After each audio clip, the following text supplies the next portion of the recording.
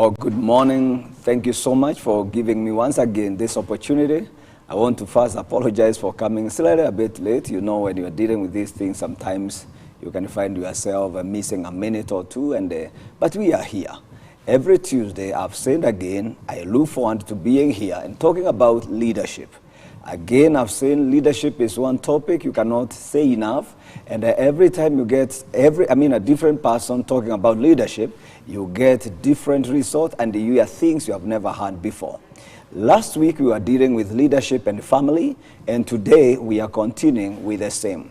Our guest last time shared quite deep things, and you know what? This man is not just talking about leadership. He is a man who has learned, he is a man who has been followed by many. John Maxwell says that if you are a leader and you are just walking alone, you are just taking a walk. And this man is not taking a walk. He has learned, and he has written books on leadership. He has been, a lecturer in the higher institution of learning.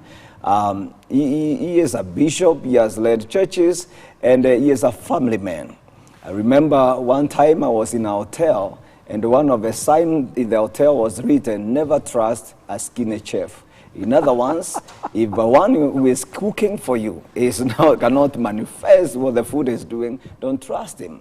And guess what? Today I brought you one who is not bringing theories, but one who is coming to tell us what works and what has worked.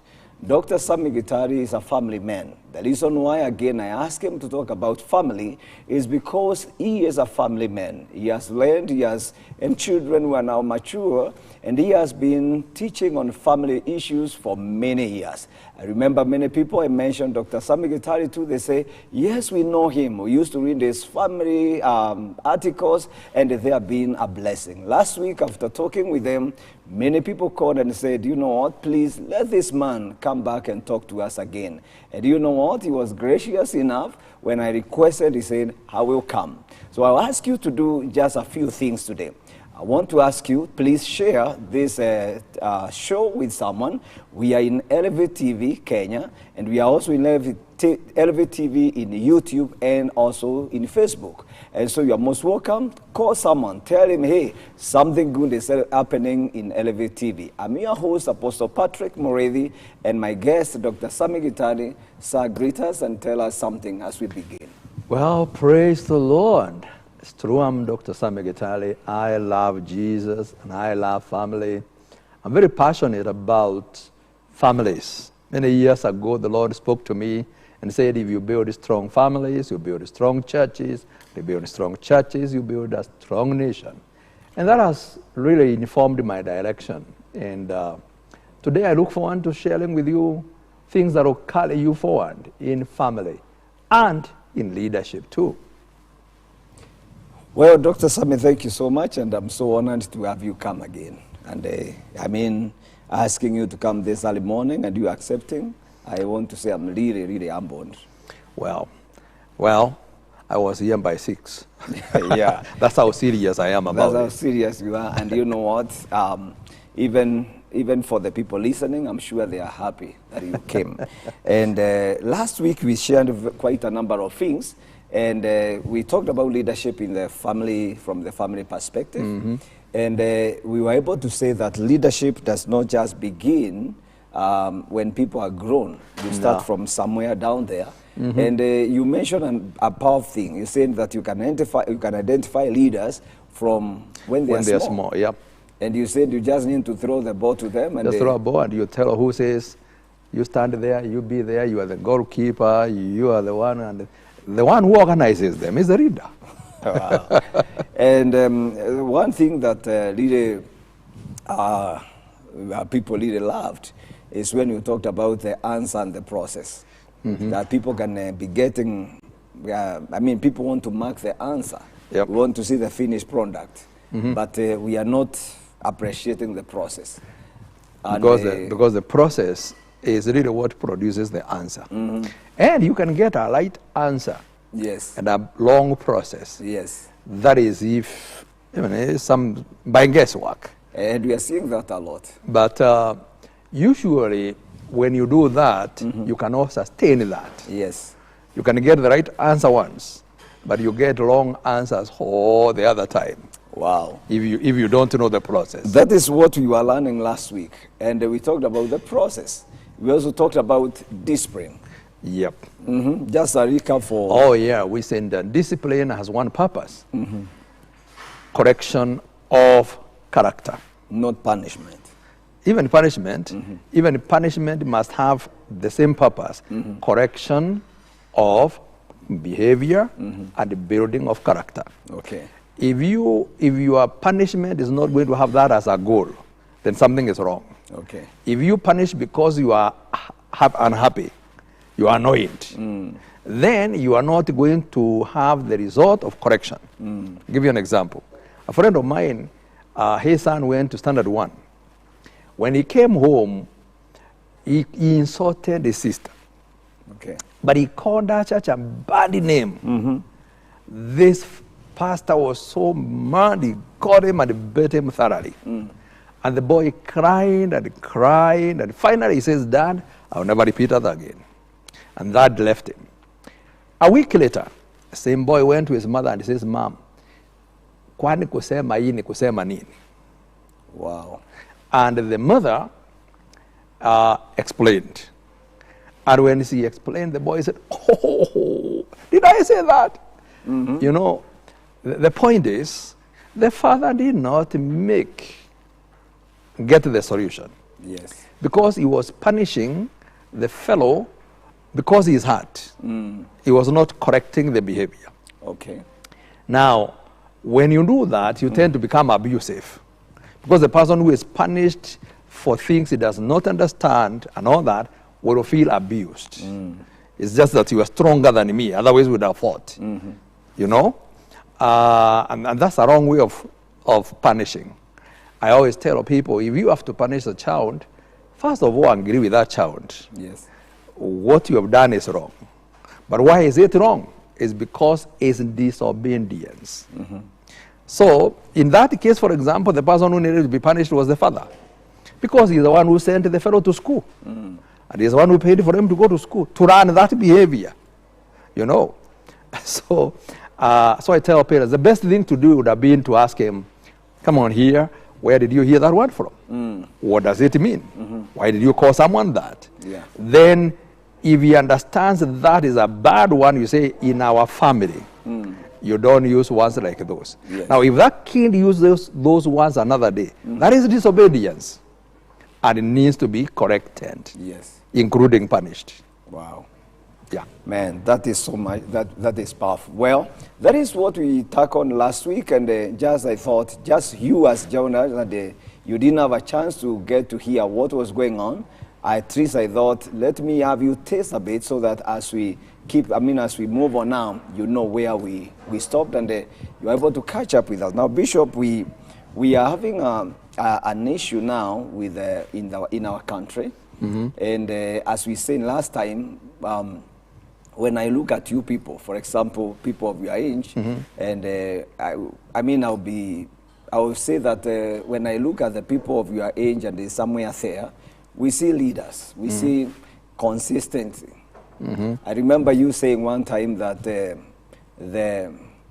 I think the key to great ministry is longevity or something. No, the key to longevity the key to greatness is longevity. Doing the same thing for a long time. And again and again until it works. You don't see it a lot in our times. People want to do something today. If it is not working, I get to another and to another. And I look at it, I see it's like a discipline that was instilled. Is it a discipline or is it a gift? I think it's a discipline. Because there's nobody who does not get tired and frustrated with failure. But you need to be able to tell, what are you planting? Is it a tree? Or is it some mushroom or some herbs? If it's a tree, then you have to be patient. Yes. You have to have the idea or the seed. You have to plant it. That is, act on it. Yes. You have to water it. That is, keep working at it. You cannot just have an idea and keep shouting to people, I have a dream, I have a dream. It doesn't work that way. I'm asking that, Bishop, because as we talk, I want us to talk about leadership. Yeah. And I would also want us to talk about patience in leadership.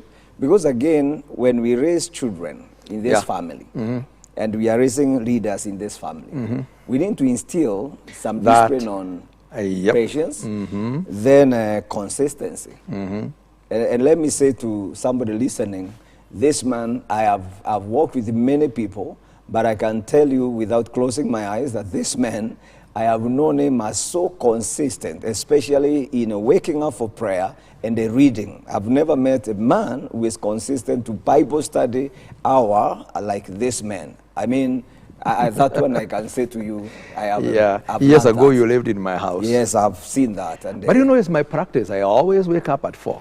And I'm on my desk at 4. yes. And I'm not done until about 6. So tell us now about patience and leadership and in parenting as well. I think that one of the reasons why we have children also who are inconsistent is because parents are also inconsistent.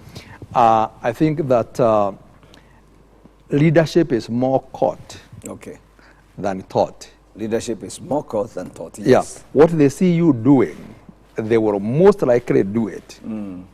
And if they don't do it, they will know how to do it. They can tell someone else how to do it. Yes. And in the course of time, when they need it, they will use it. So when you are a parent, the first thing to lead is not the children. The first person to lead is yourself. Because it is personal leadership that it tells you set goals.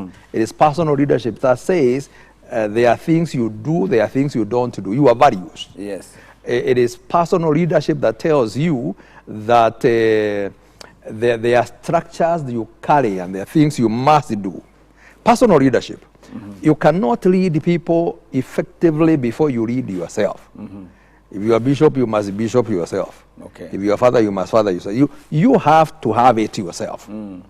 If you have no habits, you can't give habits to people. So it begins by leading yourself. You build habits that are for success. For example, you don't sleep all the time. You don't sleep everywhere. You don't dress whatever comes. You lead yourself. Okay. You be in charge of you. Once you're in charge of you, now you can produce another copy of you. Okay. You can clone yourself in somebody else. Yes. The problem we have is many people who do not even understand who they are, and they want to produce another person. That person will be like them, confused. And that's one of our challenges today. So how do you now work to see that people are patient? Because a lot of things we are seeing is a lack of patience. I have no patience to see my children become. We have no patience to see if this church grow. We want to do something to find ourselves there. Yeah, people want things quickly. Well, we see athletes, for example, win medals. Kenya is used to that. What we don't see is the rigors of training and the practice that is before that happened. Wow. Somebody asked me what it takes to become successful quickly. Quickly. Yeah. What does it take? I said, I know. It takes at least 20 years to be successful quickly. You know. Yes. Because you see the end. But it's not quick. It's not overnight success. No, it is long-term success that we are seeing today. We are harvesting the fruit today. But that tree has taken time to grow and be taken care of and protected. So I do not think there is a shortcut. And if you get a shortcut, I assure you it will be a wrong cut. Wow. So the idea of quick things, and I have had young people come to me and tell me, you know, we do not have to pay the price you paid. You are our fathers. We should not, struggle what you struggled. Yes. And I agree. There are certain things my children will not struggle. Yes. But there are certain things they must struggle because experience cannot be injected on someone. You cannot inherit experience. Yes. You get it by going through process. Wow. You cannot become effective in something by watching someone do it. You become effective by doing it until you get it. I celebrate you a lot, Apostle. Let me tell you something. Okay. I really like your writing. I love your books. I love your articles. But I also remember how we used to work on your first writings. Yes. And you used to get annoyed with me when I don't agree with the paper when you write a paper and I mark it and tear it and you get mad at me. But a good thing about it, you always did it. Yes. Now, what I'm trying to drive at is this. Nobody writes a piece of paper and throw it out, it is a good paper. You write it, rewrite it, and rewrite it, and when you have written, write again. Now, most people want to get a piece of paper, draw some drafts, and call that bestseller. It doesn't work. Nothing works like that. We have to stay on that. But before we do that, I'm just instructing that we need to take a very short break. We'll be just on 2 minutes break, and after that, we'll come back and talk about what it takes to have this patience and also how it works, especially you with raising leaders, whether in the family or in different levels. Remember, you cannot do it alone. You need to work as a team. So we'll be on a short break. This time what you do, keep sharing, keep telling someone, come to Elevate TV, something is happening, and we shall be back and talk more. I'll be reading your comments, continue commenting, continue writing to us, and we'll be right back after a short time. Thank you.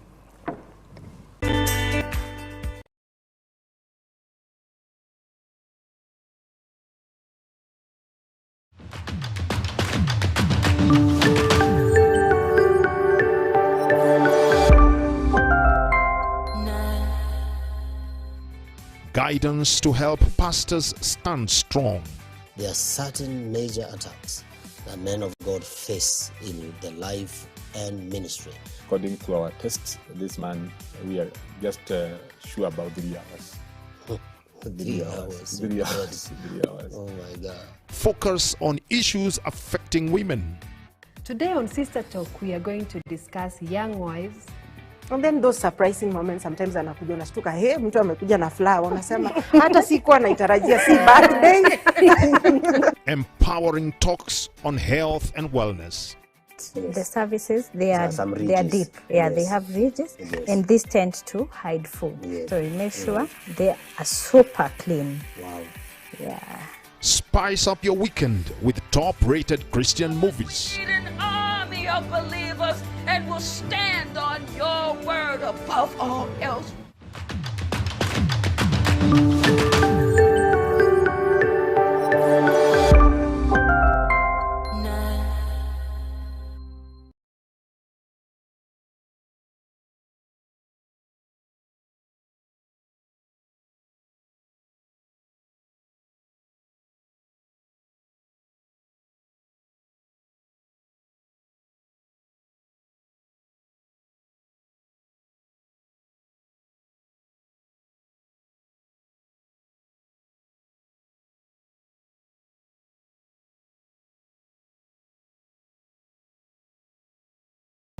Good marketing makes the company look smart.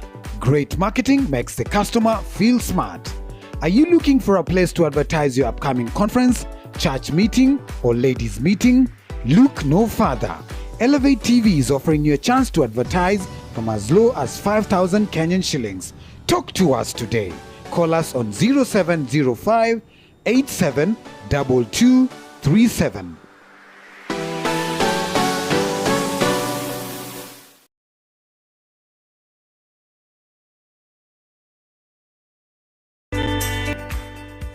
Welcome back. Thank you so much for being there, and thank you for sharing and telling someone to join us. Remember, our guest today is Dr. Sammy Gitaari, and we are talking on matters leadership and family.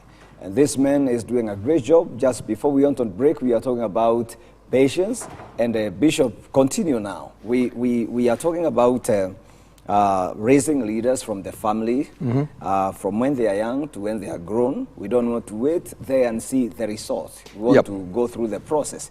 Now, share with us the process. Let me tell you, one of the things, I'll give my own example. I have grown-up children. Yes. When they were small, I determined to build leadership in them, to help them build leadership. Yes. And one of the places would be when we are praying as a family. Then I'll choose one will read the Bible today, the other one will pray, the other one will do something else, the other one will be singing. And as we do that family relation, that family time, I was watching who is picking and how are they picking. And leadership also involves how they react to when things go wrong. Yes. You know, so something will go wrong and I want to see how they react. And usually you don't say we are building leadership. It comes as natural relationship. And I think also our dad did very well. Yes. He did not tell us, now let me teach you leadership. Yes. He taught leadership as we worked and as we do things. He had something my dad used to say all the time that I really value. He would tell me, Gitaari, let the whole world become a blackboard to teach you. Wow. When you see what is happening, ask, what can I learn from this? When you see people struggle, ask, how do I learn from this? When you see people succeed, how do I learn from this? And that's really very special. So in family, we should create those opportunities to build leadership. And one of them would be being responsible for certain areas. For example, somebody is responsible for clean up this week. Okay.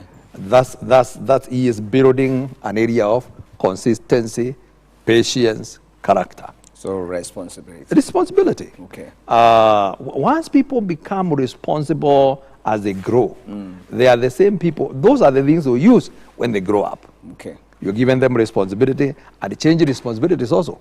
And then also affirm when they do it well.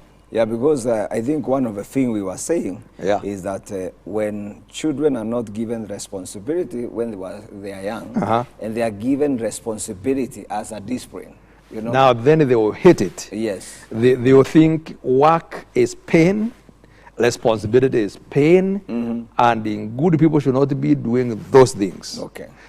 But it should be the other way around. I think even in our churches we should follow the same. We give too much value to people receiving. Yes. It should be, even in church, we should teach doing, serving, being involved. Not just coming and sit on a chair that somebody has worked on. Yeah, but you know, I'm glad you have mentioned that. The people who feel going to church and you find people cleaning, they should be paid.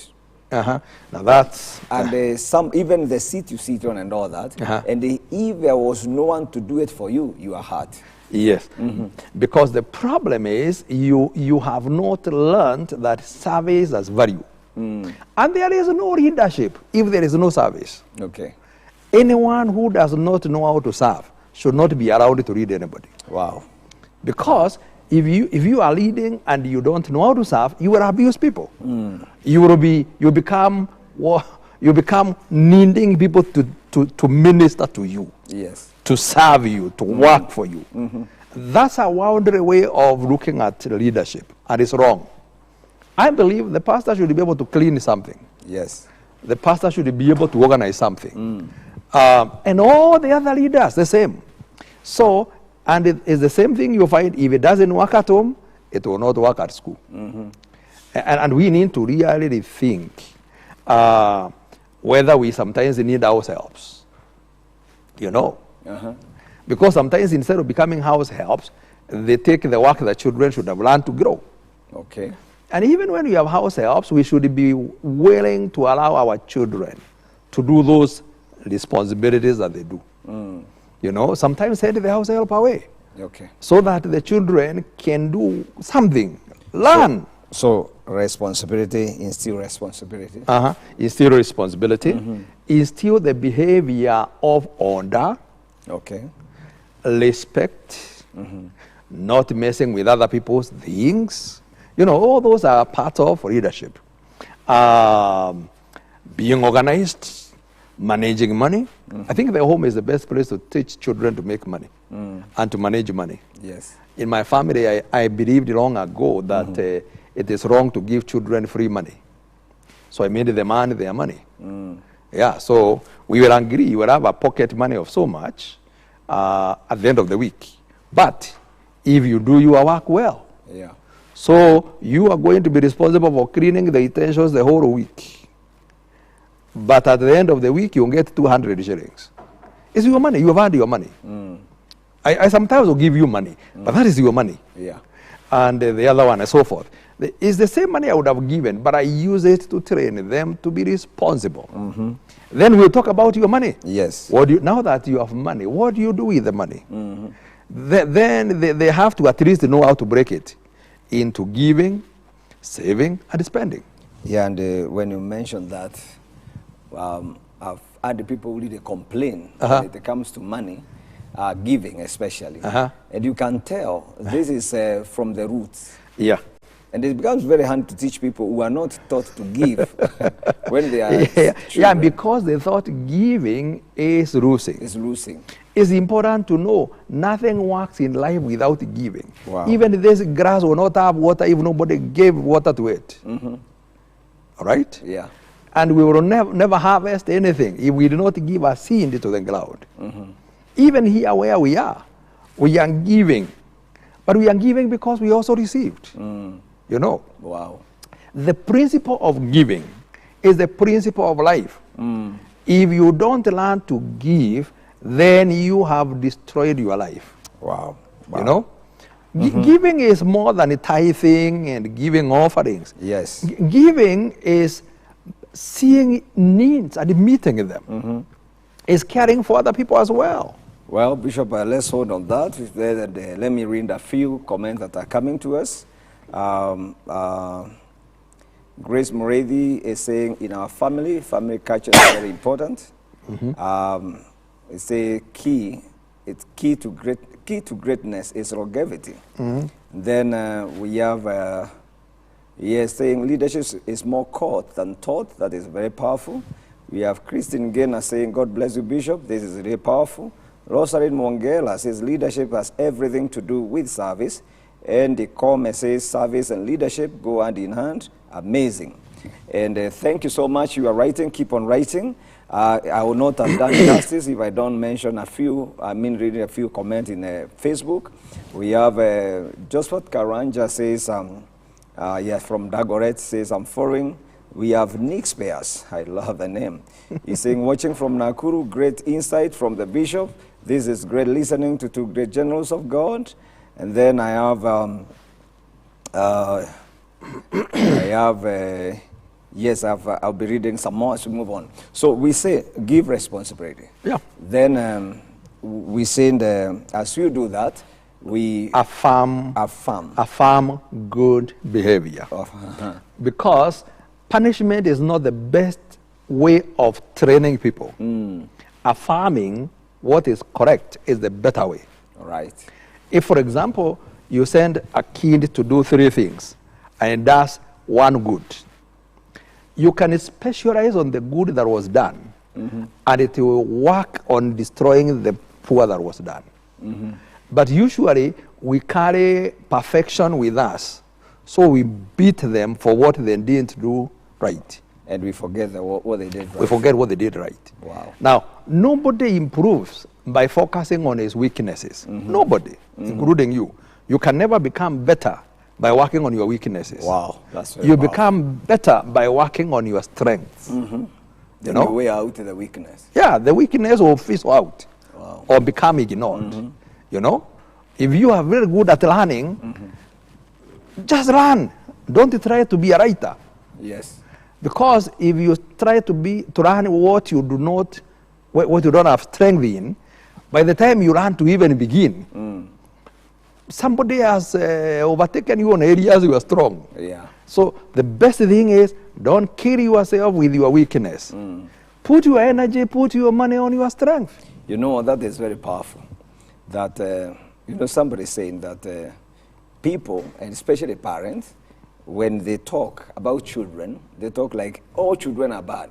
Like when we talk about school burning and all that, it's like every child in school is an arsonist. That's really a big mistake. Yeah. Because we really have to admit that we have a couple of hundreds of schools or thousands in our country. So what is the percentage that have been banned? So I don't think we should belittle what has happened. Yeah. But that should not be the rebel of our children. So somebody should wake up and celebrate the ones which were not banned. And celebrate the ones that are good. Yeah. And find something good about the ones which were good. And even in the ones which were banned, was everything banned? Not really. You know? So we sometimes need to isolate a problem, treat it as a problem. But again, our media is good, my brother. Our media usually celebrates the band. Yeah, that is what we call news. That is news. Now, the problem with that approach is we program people to think we are in trouble, even when we are not in trouble. Wow. And because we don't reinforce the good, we are only fighting the bad. Then what we are trying to solve will not be solved. Yeah, because we are not giving the right one. Yes. We are only giving the bad one. So we are saying reinforce what is good. Reinforce the good. What else can we do? What else can we do? To build leadership? So you reinforce the good, you give responsibilities, and you demonstrate that thing you want to see. Okay. That's the most powerful thing. When you demonstrate what should be done, then you see the people doing it and you can help them do it. That person will become that in time. Okay. Demonstrate how a good marriage is like. For example, you do not have to take your children for a seminar on good family. They need to learn the good family from you. Okay. But you know, if you come home and yell at everyone and kick the cat and, you know. Then take them to a family seminar. Then you take them to a family seminar. They will pick that daddy kicks the cat and all that. You know, one time we had a meeting, not in Kenya, but a meeting, and we took the children aside and we wanted to talk to them about their lives. And we said, now we'll not tell your parents about what you say. Tell us about your family. Oh, they said things about their mothers and their fathers. And they said, you know, dad looks very saved here. You know, I told me he's not. No. Then they will say the things that their father would do. Then their mother. And I realized children learn what you are doing more than what you are saying. You know? So model. They said my parents curse, you know, they fight, you know, all those kind of things. But when in church, they do, you know. You know, you remind me of a friend. His oranges, he has a big plantation of oranges, and his oranges were being stolen on Sunday, especially because he would go to church, and then people knew that he was not there, they would steal. So what this man did, he decided to reward the boys in the area. So he would come with the biscuit and give them snacks, just to see whether you get to know. And this one boy was very excited. He came and he called him by name. He said, Mr. So-and-so, today I'll tell you who stole your mangoes. Who steals your mangoes. Okay. He said, oh, you know who steals? Yes. Who is the thief? My mother. Can you imagine? I thought he was going to say somebody else. And they took the man to where the oranges were. The boy reported the mother. And you can imagine that mother raising that child. Yes. She is raising a thief. That's really a problem. So I'm looking at the reward that is making the child think that even my mother should not be doing this. Should not be doing that. Yeah. When we actually, the bad behavior is a small percentage of a person's life. And the law is usually on the negative side. Wow. Like I always drive well. I don't overspeed normally. Yes. But the day I overspeed, yes, they get me. I can explain that I never do that. Yeah. But that explanation doesn't make sense. The law does not value that. Now, that is okay for the law. That's not okay for developing leaders. Even my pastors. our love development of pastors and leaders. I take a lot of time patiently observing a fellow and correcting him and strengthening him. And sometimes people tell me, why do you spend so much time with this fellow? He's a mess. Because usually we see where the people are now, rather than where they should be. We must have that. Our children are here now. Where are they going? Our other people who are leaders are here today. They will do a mess here and there. But where are they going? Where do you want them to be? Now, Bishop, let me now ask a question. I know this is may take some time to answer, but I would want to hear your view. You are with your child from maybe when he is born. Then as he grows, you start sharing responsibilities with the house help. That tells you don't have that child for a long time. Then that child goes to school, and then maybe for 3-4 years, class 5, that child goes to boarding school. Then for from 1 to boarding school, and then that's the leader you have released. And then there's the debate that we should abolish boarding schools so that parents can take time to raise their children and they probably curb these behaviors. What would be your take? Because I'm just trying to see whether if time is a factor in. Time is definitely a factor in child upbringing. I do not really believe people should take small children to boarding schools because you don't have those fellows for long. If you take a kid to boarding school after an early time, then you have taken away the time you could spend with that child. But again, I understand. Many parents don't see how they can balance their life with the children. So they want them out of the way the soonest possible. And they can pay either a maid or a teacher or somebody else to take care of their children. But the truth is, child upbringing, parenting, can never be delegated. There's only one person who is a parent with children, the father and the mother. You cannot delegate your responsibility to a teacher. You cannot delegate your responsibility to the nation. You can't delegate that to the church. You have to take care of your children. And you saw when my children were growing up, sometimes I used to have trouble with my members because they wanted my children to be more role models for their children. And I decided I would defend my children. And I told everyone, you take care of your children, I'll take care of mine. If your children are not well behaved, don't blame me. You blame yourself. And my children were not born in a Bible school. They are children. They are growing like everyone else. So you take care of yours, I take care of mine. They are not small pastors. No, they are not small pastors. And my children are permitted to be children. If your children beat my children, I've allowed them to fight them. You know, I mean, because I will not be keeping all the time following them. They need to learn to live in a real world. And people say, how can you allow your children to fight? I said, but if you allow yours to fight, why should I be fighting for mine?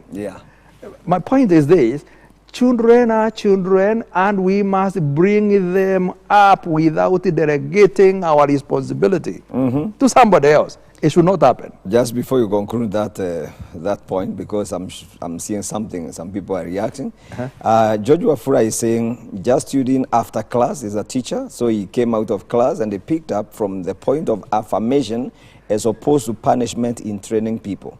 Don't kill yourself with your weaknesses. Thanks, Bishop. Thanks, Apostle. And he says, we only reinforce the band. It obscures the greater good that we have. And then he says that I love the optimism of Bishop in his submissions, but behavior is always a small percentage in the people. Then I'm loving this. I'm coming to that.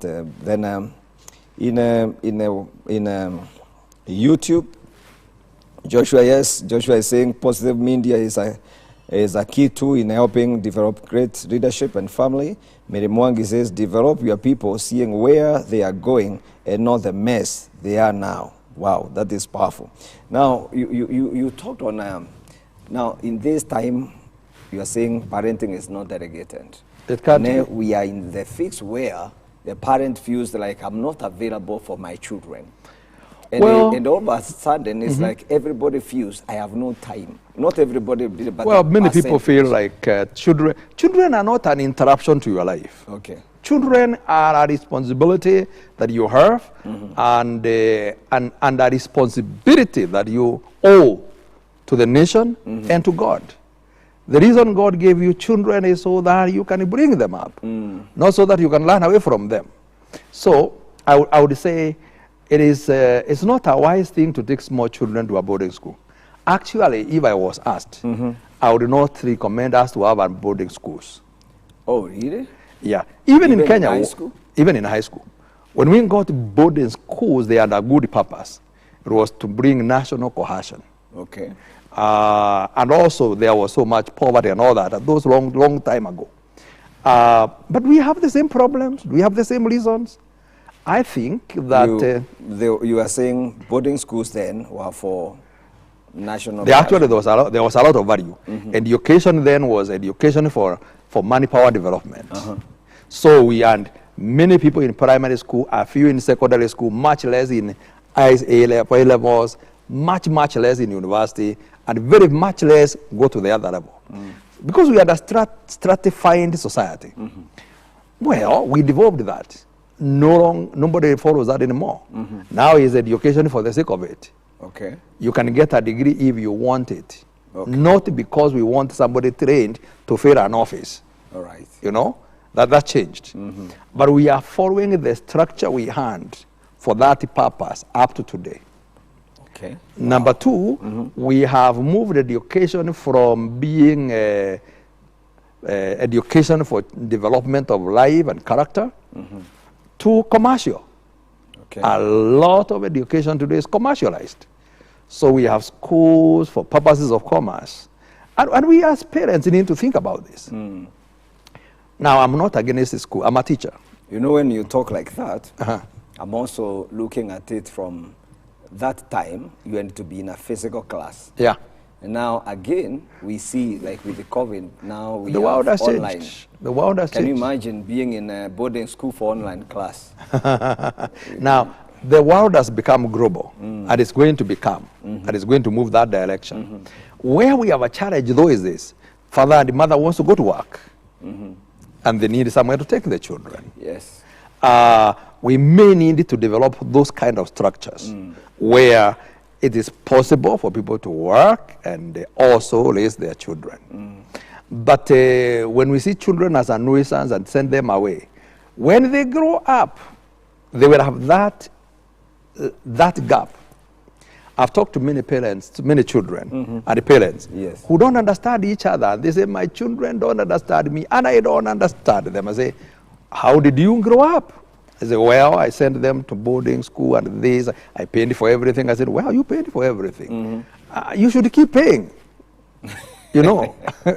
Oh, man, Bishop. I mean, instead of relating... I hope you heard what he said.